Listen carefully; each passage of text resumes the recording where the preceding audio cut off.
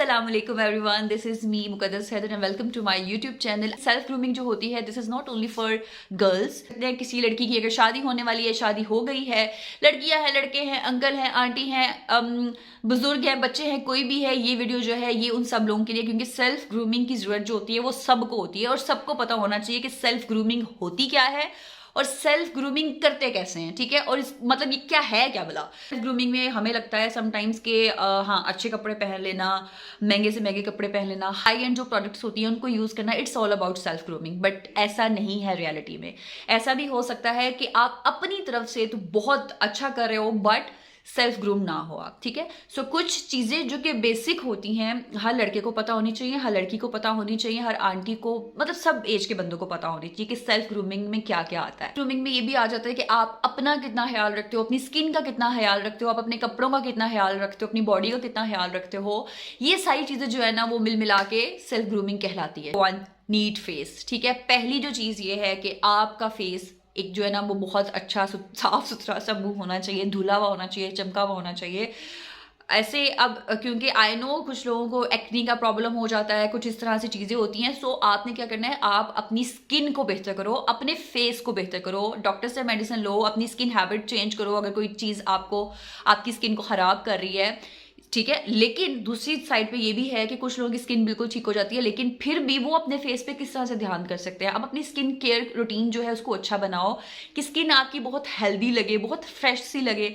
दूसरी चीज ये है कि कुछ लोग इस तरह करते हैं कि वो जैसे प्रॉपर मेकअप नहीं करते हैं, जैसे काजल लगा लिया, काजल लगाया तो जनाब वो यहाँ पे फैला हुआ आ रहा है, यहाँ पे फैला आ रहा है, एंड दे डोंट बॉदर। ठीक है, अब आपने क्या करना है, आपने बड़ा ध्यान जो है ना वो कि मतलब काजल लगा हुआ है, नीट एंड क्लीन होना चाहिए, एक प्रॉपर प्रेजेंटेबल पर्सनैलिटी होनी चाहिए, एक प्रॉपर आप मतलब अगले को पता हो कि हाँ भाई ये बंदा जो सामने बैठा हुआ नहीं, ये कुछ ना कुछ है, इसको आइडिया है कि कैसे मैंने अपने आप को ग्रूम करना है। आपका फेस जो है नीट एंड क्लीन होना चाहिए, कोई फजूल किस्म की आपने जो ना वाहियात किस्म का प्रोडक्ट यूज नहीं करना जो कि आपकी स्किन को खराब कर दे या आपको सूट ना करता हो। आगे चल के मेकअप वाला एक दो टिप मैं आप लोगों के साथ शेयर करूंगी, उसमें फर्दर इसको मैं एलैबोरेट कर दूंगी। नंबर 2 है क्लीन एंड ड्राई स्किन। अब क्लीन एंड ड्राई स्किन तो डेफिनेटली पता चल रहा है, क्लीन के साफ सुथरी आपकी स्किन होनी चाहिए। ड्राई होने से क्या मुराद है, देखिए मैंने जो है ना ऑब्जर्व किया है समटाइम्स के जब मैं कहीं जाती हूँ मिलने तो अगला बंदा जब हैंडशेक करता है ना तो उसके हाथ समटाइम्स जो है वो गीले होते हैं। अब कुछ लोगों की आदत होती है वो इसको इग्नोर कर देते हैं, उनको शायद ये चीज़ बहुत यूजुअल सी लगती हो, but this is not that much usual. मतलब मुझे अगर कोई गीले हाथों के साथ कोई सलाम लेगा ना तो मैं थोड़ा सा थोड़ा सा इस तरह करूंगी। हर एक की अपनी नेचर होती है, बट अब ये है कि अगर आपके हाथ गीले हैं, आप अभी किचन से आ रहे हो, अभी वॉशरूम से आ रहे हो, तो आपको उनको अच्छे से ड्राई करना है। ठीक है, देन आप किसी से सलाम लो, ये भी सेल्फ ग्रूमिंग में आता है। चीज ये कि कुछ लोगों को ना स्वेटिंग होती रहती है हाथों में, सो उसके लिए आपको कोई अपने पास टिश्यू वगैरह रखना चाहिए ताकि इस तरह का जब भी हो, देखो आपको स्वेटिंग आ रही है आपका इशू है बट अगले बंदे को नहीं पता, अगले बंदे को ये चीज जो है वो इरिटेट भी कर सकती है, उसको बुरा भी लग सकता है। सो ये भी सेल्फ ग्रूमिंग में आता है कि आपके जो हाथ हैं और आपकी जो बॉडी है उसको नीट तो होना चाहिए, साथ ही साथ आपके हाथों को और बॉडी को ड्राई भी होना चाहिए। ठीक है, सो ये वाला पॉइंट एक ऐसा मुझे लगा, ये अभी कुछ दिन पहले मेरे साथ इस तरह से हुआ है गीले हाथों वाला। सो मैंने सोचा कि मैं वीडियो बनाऊंगी और इसमें लाजमी आप लोगों के साथ शेयर करूंगी कि इस चीज को अवॉइड किया करें। नंबर 3 है नेल्स। अब कुछ लोगों को होता है कि वो बहुत लंबे लंबे नेल्स रखते हैं, टोटली डिपेंड्स ऑन यू, आपकी अपनी चॉइस है, आप लंबे रखो छोटे रखो, बट द थिंग इज कि अगर आप लंबे नेल रख रहे हो तो फिर आपको उनकी केयर भी करनी पड़ेगी। एक तो जो टूटे फूटे नेल्स होते हैं, ठीक है, कि कहीं से दरारें पड़ी हुई हैं, टूटे हुए नेल्स हैं और मतलब उनकी प्रॉपर शेप नहीं है, बहुत बुरे लगते हैं। आपने लंबे लंबे नेल्स रखे हुए हैं लेकिन टेढ़े मेढ़े कटे हुए हैं, बहुत बुरे लगते हैं। ठीक है, इसके अलावा कुछ लोगों के नेल्स जो होते हैं लंबे हो या छोटे हो, उनके नेल्स में हमेशा मैल और गंद सा फंसा हुआ होता है, ये बहुत बुरा लगता है। अब मेरे नेल्स आप देख सकते हो, इतने इतने मेरे नॉर्मली नेल्स रहते हैं। ठीक है, मैं जब यूनिवर्सिटी टाइम पे थी तब भी मेरे नेल्स बहुत लंबे होते थे, बट मेरे कभी भी नेल्स जो है वो गंदे नहीं हुए हैं। द पॉइंट इज कि आपके जो नेल्स हैं वो साफ सुथरे होने चाहिए, प्रॉपर शेप में होनी चाहिए। अगर आप नेल्स बड़े रखते हो, अगर छोटे रखते हो तो वो तो फिर वैसे ही ठीक है, नेल कट जाएंगे तो वो साफ सुथरे। चीज़ है कि कभी भी नेल्स अपने अंदर करके ना काटें।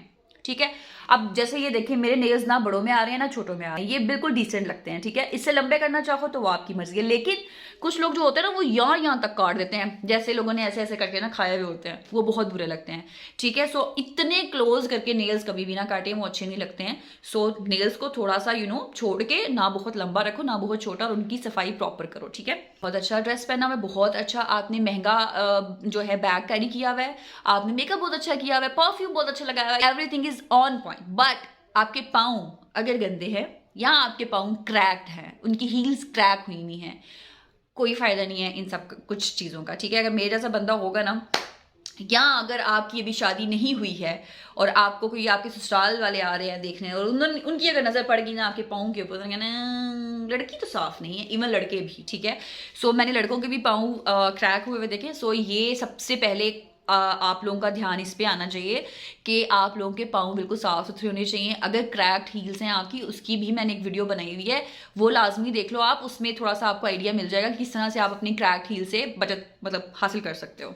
के बाद बात आती है बालों की। अच्छा, बालों को आप सेल्फ ग्रूमिंग में कैसे ऐड कर सकते हो कि कुछ लोग जो है ना वो जैसे ऑयलिंग करके बाहर चले जाते हैं और ऐसे तेल शेल लगा के फुल, और वो जा रहे होते हैं, ऑफिस जाते हैं, स्कूल जाते हैं, कॉलेज जाते हैं। तो सो आपने इस तरह नहीं करना, वीकेंड्स पे अपने ऑयलिंग किया करो, साफ सूफ करके अपने बाल अच्छे से वॉश करके, उसके बाद अच्छे से नीट एंड क्लीन उसको बांध बूंद के, जैसे भी जो भी हेयर स्टाइल करते हो प्यारा सा हेयर स्टाइल बना के आप फिर वहां पे जाया करो जहां पे भी आपने जाना। सो बालों को आप इस तरह से इसमें काउंट कर सकते हैं। अच्छा जी, नेक्स्ट जो चीज़ है वो है बाथ।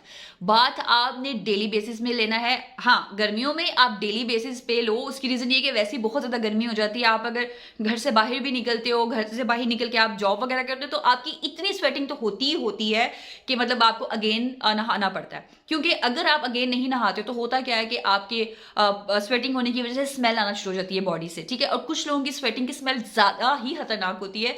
सो आपको रेगुलर बेसिस पे जो है वो शावर वगैरह लेना चाहिए, ताकि आप अच्छे से बच्चे बन जाओ। शावर लो डेली बेसिस पे, और उसके बाद अच्छा सा कोई बॉडी स्प्रे लगाओ, मिस्ट लगाओ, परफ्यूम्स लगाओ। मैंने एक वीडियो बनाई थी, उसमें मैंने आपको बताया था कि परफ्यूम बहुत इंपॉर्टेंट है, नहाना भी रोजाना चाहिए। सर्दियों में आप एक दिन छोड़ के कर सकते हो, लेकिन गर्मियों में मस्ट आप नहाओ डेली बेसिस पे। और इसके बाद जब भी आप नए कपड़े पहनो, हर दफ़ा ज़रूरी नहीं है कि आप एक सूट जो है 3-3 4-4 दिन रखें, उससे स्मेल आएगी, बहुत बुरा सा लगता है। डेली बेसिस पे नहाएं, साफ सुथरे कपड़े पहने, और हल्का फुल्का कोई परफ्यूम, कोई बॉडी स्प्रे जो कि आपसे अच्छी सी प्यारी सी महक आए, बजाय इसके कि स्मेल आए और ठीक है। बात की बात हो रही थी, उसके साथ ही जो टिप है नेक्स्ट है वो है क्लोथ्स का। अब क्लोथ्स ये है कि डेली बेसिस पे आपको चेंज करने चाहिए। जैसे कि मैंने आपको पहले बताया है कि कुछ लोग जो है ना एक ड्रेस को लेके 3-3 4-4 दिन फिरते रहते हैं, पहनते रहते हैं। कभी भी इस तरह से नहीं करना आपने। अब मैं अपना आपको बताऊं, मेरे ऑफिस वाले कपड़े अलग होते हैं और घर वाले कपड़े मेरे अलग होते हैं। घर वाले मेरे कपड़े लाइक बहुत कंफर्टेबल से, बहुत ढीले ढाले से, इस तरह से होते हैं। और जो मेरे होते हैं, ढीले ढाले से मुराद ये नहीं है कि मैं ऑफिस में फुल फिटिंग वाले कपड़े पहन के जाती हूँ, it's not like that, but ये बहुत कंफर्टेबल।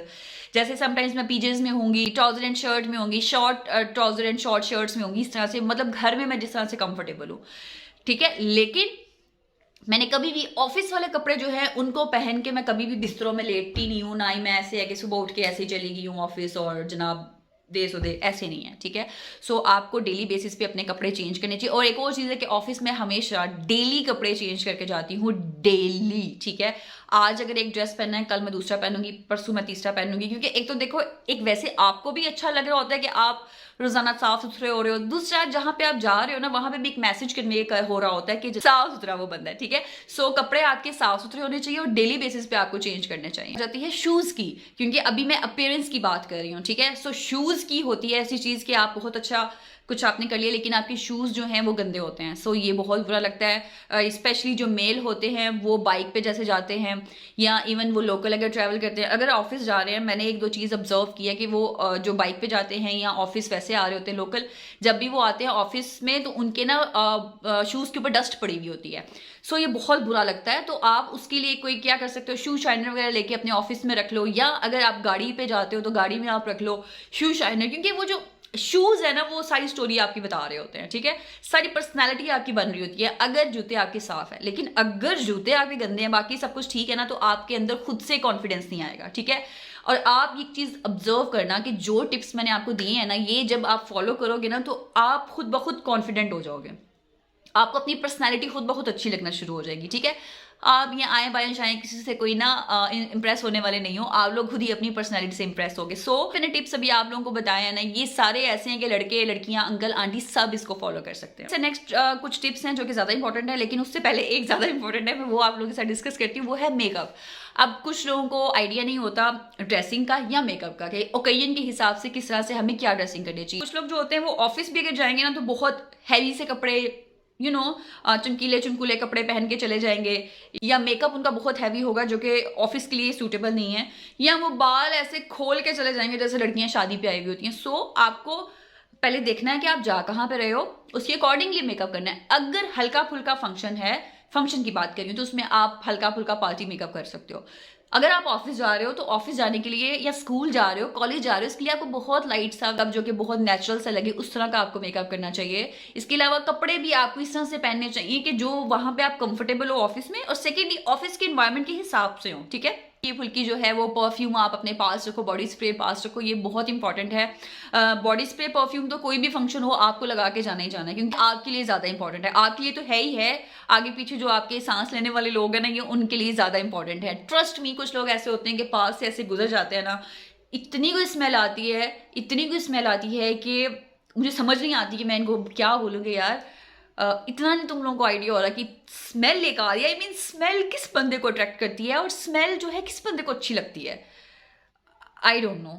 सो आप लोगों ने ऐसे नहीं करना, समझ आइए। आप लोग मेरे फॉलोअर्स हैं और आप लोगों ने वही पॉइंट्स फॉलो करने हैं जो कि मैं आपको बता रही हूँ, ठीक है, बता रही हूँ। नो आप लोग करते होंगे, लेकिन अगर कुछ जो है वो थोड़ा सा इग्नोर कर देते हैं तो आज से आपने रेगुलर बेसिस पे करना है। अब बारी आ जाती है अनवांटेड हेयर की। आपके जो वैक्सिंग या शेविंग वगैरह जो है रेगुलर बेसिस पे नहीं कर रहे होते, सो रेगुलर बेसिस पे करें अगर आपकी बहुत ज्यादा हेयर ग्रोथ है, ताकि साफ सुथरी आप लगो। जैसे मेरे अब बाजू हैं, इस पे देखिए बहुत पतले पतले से बाल हैं, ज्यादा मोटे नहीं है, ठीक है, लेकिन मैं इससे भी बहुत ज्यादा मुझे वो हो रहा होता है कि यार इतने बाल हो गया, अभी तक मैंने कुछ भी नहीं किया है, इतना ये हो गया मैंने भी कुछ नहीं किया।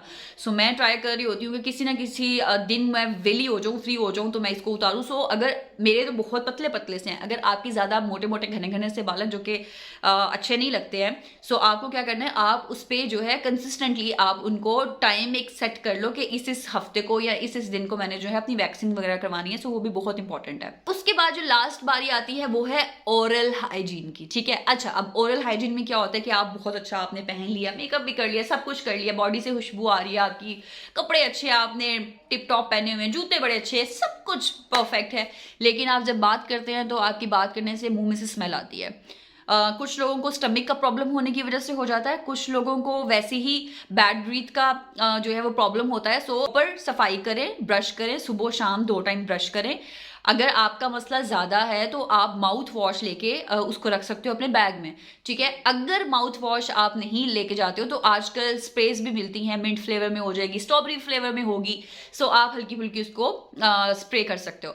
लोग होते हैं वो वैसे कहते हैं कि हमें तो ऐसा प्रॉब्लम नहीं है, लेकिन जब हम खाना खाते हैं, साथ सैलेड होता है, उसमें प्याज वगैरह होते हैं, तो उससे स्मेल आ जाती है। सो आप अगर तो उसको इग्नोर करना चाहते हो, उसको अवॉइड करो तो अच्छी बात है। अगर नहीं अवॉइड करना चाहते तो अपने पास ना कोई बबल वगैरह, कोई टॉफी वगैरह इस तरह की रख लो कि जब आप खाना खाओ, खाना खाने के बाद जब इस तरह से वो प्याज और इस तरह से सैलेड आप खाते हो उसके बाद स्मेल आती ही आती है। सो आपके पास बबल होनी चाहिए, कोई टॉफी होनी चाहिए, कोई इलायची होनी चाहिए, कुछ भी इस तरह की चीज़ होनी चाहिए जो कि आप उसके बाद उसको खाओ और वो जो बैड स्मेल है, जो इस तरह की बैड ब्रीथ आ रही है, उससे आपका छुटकारा हो जाए। सो ये सारी चीज़ें हम लोगों ने करनी है, हम लोग करते हैं। देखो घर गंदा होता है ना, उसको साफ किया जाता है, ठीक है, ऐसे नहीं होता कि खुद ही हो जाएगा साफ।